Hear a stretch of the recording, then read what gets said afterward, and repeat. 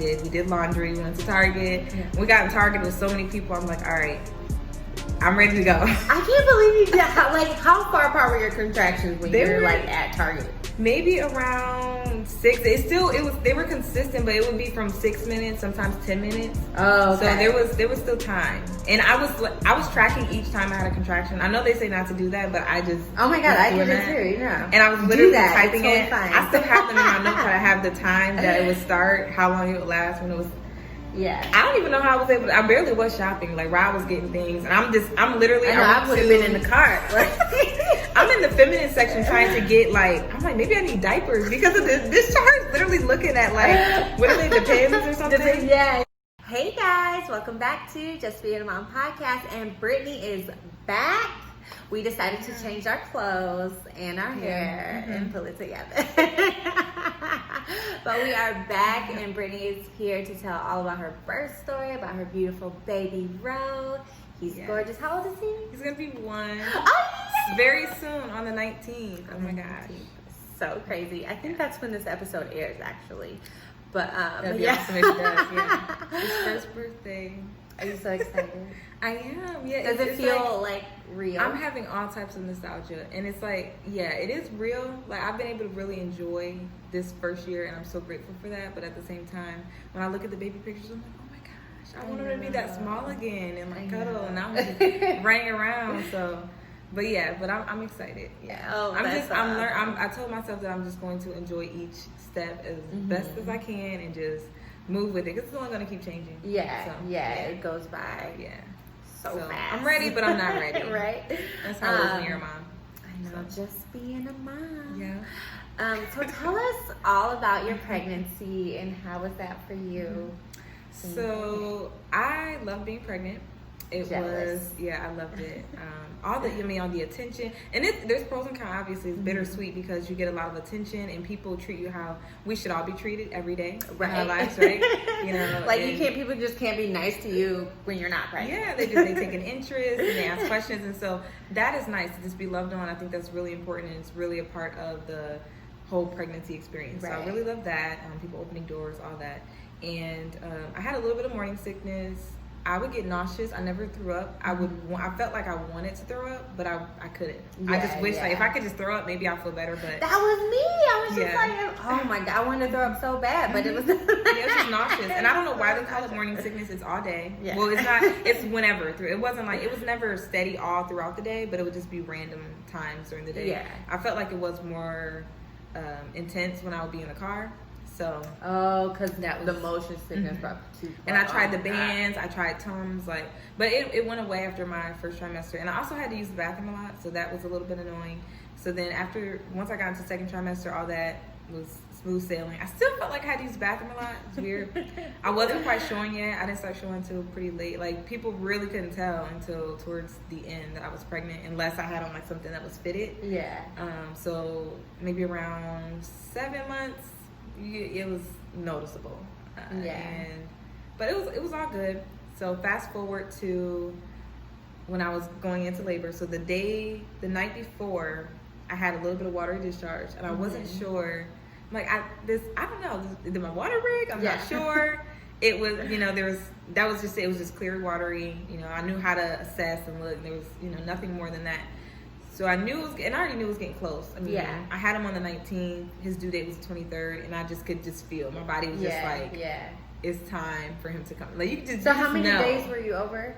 No, I had him on the 19th, and I was on the 23rd. So I was 4 days early. Yeah. Okay. The due dates, they're expected due dates. They're not. They're estimated due dates. So babies come when they're ready to come, when they want to come, not when doctor says. Yeah. And so we stayed up all night. We were already staying up. It was weird. We usually would go to bed early, but we stayed up. We were cleaning, just still getting things ready. Nasty. All the stuff that you should, all the stuff that you should have had done. Why did I think about this a long time ago? It's we had the hospital bag packed, but we didn't have the hospital bag packed. There were still things that needed to be in it that weren't, and we're still waiting on Amazon packages, all that. So anyway, we stayed up. We had sex that night. I'm like, this is gonna be the last time So it's now or never type of thing. So we, enjoyed our time as just a couple. Not quite the parents last yet. time it was just you guys. The next morning, maybe around 10 a.m., 10:30, something like that, is when I started. I felt a little bit crampy, and then I still had the discharge, and it was starting to turn like a little faded pink. And I knew about the bloody show, but I still wasn't sure. I'm just acting like I don't know. I have no idea what is going on. Like your brain just like forget everything that you learned, and like you're just like, whoa, what's happening? Because you're in so much pain. It's just like mommy brain hits immediately. So I wasn't sure. We kept going with the day. We got takeout brunch, and so I had a heavy, hearty breakfast, which was good. And then it started when he went in to go get the food. It started to get more intense. So I would have to stand up and like outside of the car and sway a little bit, and that would help me to feel better. So at that point, he's like, "You should probably call the hospital." And when I say he, I'm talking about my partner, Rod. So you should probably call the hospital, let them know, see, what they say. So I let them know. They ask, the basic questions. They'll usually ask you, do you have a bloody show? How far apart are your contractions? They'll ask a series of questions. So you want to be prepped and ready with those answers, and they'll let you know if you should just stay home or come into the hospital. So I was good. They told me to just keep going about my day, so I did. We did laundry. We went to Target. Yeah. We got in Target with so many people. I'm like, all right, I'm ready to go. I can't believe you did. How far apart were your contractions when you were like at Target? Maybe around 6. They were consistent, but it would be from 6 minutes, sometimes 10 minutes. Oh, okay. So there was still time, and I was tracking each time I had a contraction. I know they say not to do that, but I just I did it too. Yeah, and I was literally typing it. Fine. I still have them in my notepad. I have the time that it would start, how long it would last, when it was. Yeah. I don't even know how I was able to. I barely was shopping. Like, Rob was getting things, and I'm literally. I would have been in the cart. I'm in the feminine section trying to get I'm like, maybe I need diapers because of this chart is literally looking at what are they, Depends or something? Yeah. So I'm just looking at which ones do I get? Is this right? And I ended up, I don't even think I got them. I don't think I got anything. I had no idea what to do. So we ended up leaving. We went home. I got in the shower, and then they were really starting to get more intense. I'm like, okay, Rod, when I get out the shower, we gotta go. So we pack everything up. We get in the car. I call my mom.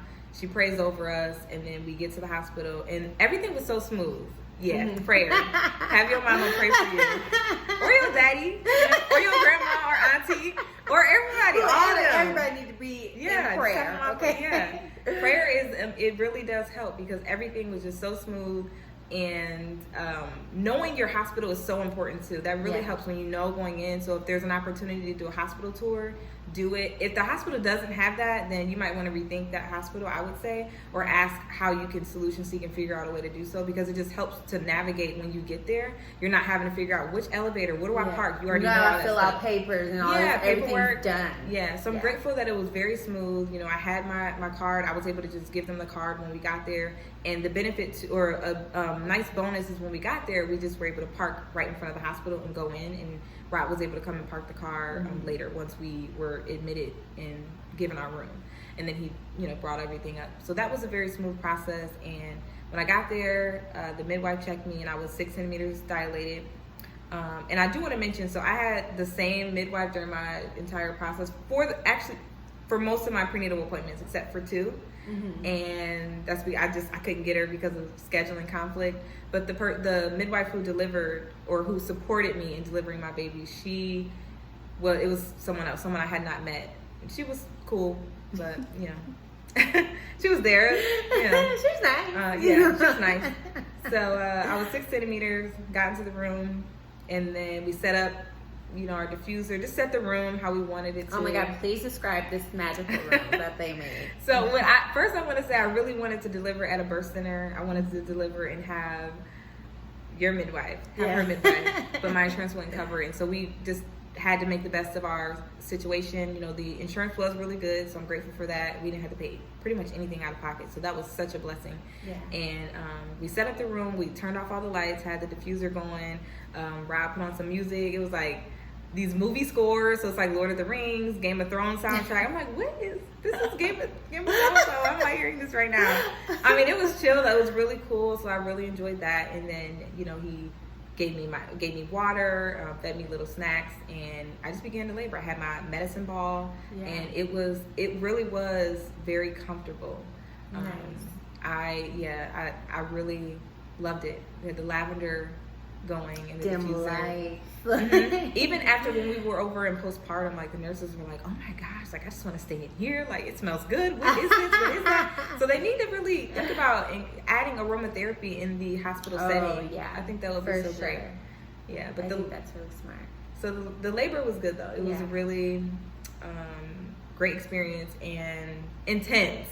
Yeah. Like it was super intense, but I really prepared mentally, spiritually, emotionally, and I still was nervous going into it, but I was not frightened. I was just nervous because I'd never felt what I was going to feel, and it's really just a lot of power moving through your body, and if you know what's happening, then it's really helpful. So yeah, and then postpartum, I guess. Well, what happened? Did you have the baby? Oh. I did have the little baby. So how much did you like have to push and everything like that? Like I would. So how long total were you in labor? It's like I have like 2 answers for that. I guess 6 or 7 hours in the hospital, but then I also labored for like 7-8 hours. And I mean, it started around like 10:30. 10:30. Yeah, so like 10:30 a.m. and then I got there at 6. Actually, it was 7:30. It was 7:30 when we got to the hospital. Around that time, yeah. It was literally exactly 7:36 is when she checked me, and at that point I was 6 centimeters dilated, and then 11:30 p.m. I was 9 or 9.5 centimeters, and then I had him at 1:59 a.m. and I pushed for 29 minutes, and that number is very special to me. I have numbers that are special to me, but that's special because I was 28 when I had him, and I turned 29 right then, so I felt like it was like a gift, like only 29 minutes of pushing, and it really didn't feel like 29 minutes. But that part was really cool. Like I felt the pressure, and I'm like you get into this, like you just feel the urge to just push. Yeah. And so I felt that I was on all fours, and I really just needed to switch. So you didn't have to do it on your back. I ended up being on my back, which I didn't want, and I had to kind of move through that because I was frustrated. I'm like, I really didn't want to do that, but I mean, it was fine. But I don't recommend to do it that way unless it feels comfortable for mom. I was just so tired. I was on all fours.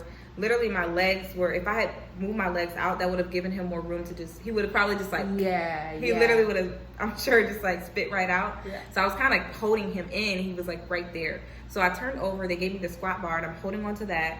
But then I was just so tired, so I leaned back, and then he ended up coming out. But I felt the ring of fire when he was coming. I'm like, oh my gosh, it's burning, it's burning. I was telling him, like, is there enough, like, do you need to put some more oil down there? I was really nervous. I was so nervous for that. I'm like, I keep everything together for me. So, but he came out. I felt so relieved. They laid him on my chest, and I just began to rub him. I didn't want them to take anything off of him. Like, just leave him be. The white stuff is so good for the baby. It is really good. Like the burning is good for. If they let you hold him, like rub that into his skin. Add that to your birth plan. And talk to your healthcare provider about it prior to going into birth. But it's really good for baby. It helps to stabilize their body temperature, and it's just really good. It's good for their skin. It's necessary. And so just rub him a little bit. I tried to get him to latch, but he wouldn't latch. So then I think after I did delayed cord clamping. So after that, Rod cut the cord, and then a little bit. I kept them for a little bit longer, and then him and Rod went over to let them do like all the vitals and the weight and height and all of that, and while they cleaned me up and got me ready to go. So I did have a little bit of tearing. It wasn't like a degree to it because it was on my labia, so it wasn't like in between. So, but it wasn't bad, and recovery honestly was good. Yeah, I was nervous for that too. The nurse was like, it's going to be painful. The first time you go to the bathroom, it's going to burn. It's going to sting. I didn't feel that. I don't know. I think it was my mama praying because I did not feel it. But so I'm grateful for that. And I was. Oh, go ahead. Taking him home and like, how was that? I was nervous. In the hospital was good, but going home, I was really nervous. Like, oh my gosh, we have this baby to take care of. Yeah. We have this. It is, yeah. So I honestly had butterflies, but I was also still like jacked up on my hormone imbalance that happens after birth, and so I was kind of giggly and just So, but it was fine. It was really good. I was also nervous too because we're, kind of far away from home. Not kind of. We are far away from family. We have a little bit of family. My cousins were able to come to the hospital the day we had them, and that was really nice. They were there to just love on us and support us. But but our transition, that's a whole nother episode. Yeah, it is. But breastfeeding went good, and it did. I did have in the beginning, his mouth, he needed to open up more to get a bigger latch. So I did have pain, and Rod helped me a lot with that because I would just. They tell the dad to suck it sometimes if it's not coming out. No, but he would just be, because I would just be like, and he's like, is it painful? I'm like, yeah. He's like, take them off, do it again. Yeah. And then sometimes I don't know why in the beginning I would just like pull them off, and he's like, no, you have to do fix their lip. So then I started to do that, and so it took us a while for him to like open up his mouth wide enough for it to be really comfortable. Yeah. But after that, it's good to go. Breastfeeding is natural. It is natural.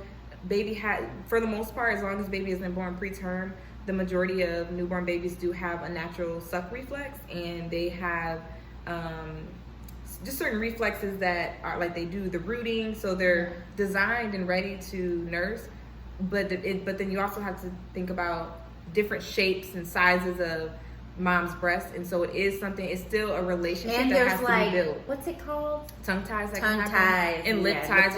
Those are things too. I will say though, in third world countries, that happens a lot, and babies are still able to breastfeed successfully. I'm not sure what the disconnect is. That's something I still want to do more research on to find out why. It seems to not be as big of an issue there versus here. I'm not.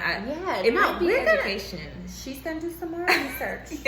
And she's gonna be back to tell us why. I think it is. It's just because they just want to promote formula too. I mean, I don't know that to be sure. Let's do it. We're gonna do our research, but I feel like a lot of times they do want to sell formula and they do want to promote. I've seen plenty of videos from third world countries where they have inverted nipples. They have all types of things that we're told that are extremely challenging in the breastfeeding experience, and they do it. The babies they latch on, and they're getting their nutrients. And so I'm not. And it's also that's all they have. So you're right. When it comes to formula, sometimes they don't have formula. Right. So they have to. Yeah, and it's just they just keep it simple. Yeah, they keep it simple, and so that's the way it ought to be. Well, thank you for coming. Of course, back. Thank you for having me. I love being here. She's definitely gonna be back, guys, because we have way more to talk about. Clearly. And guys, don't forget to like, subscribe, hit that bell for notifications. Follow Brittany on Instagram. I'll put her her handle below. And let us know in the comments what you thought about this episode. If you want Brittany to come back, what you want to know from Brittany, if you have any questions for her, let us know, and we will see you guys next time. Bye. Thanks for watching. Don't forget to like, subscribe, and leave a comment below. See you next time.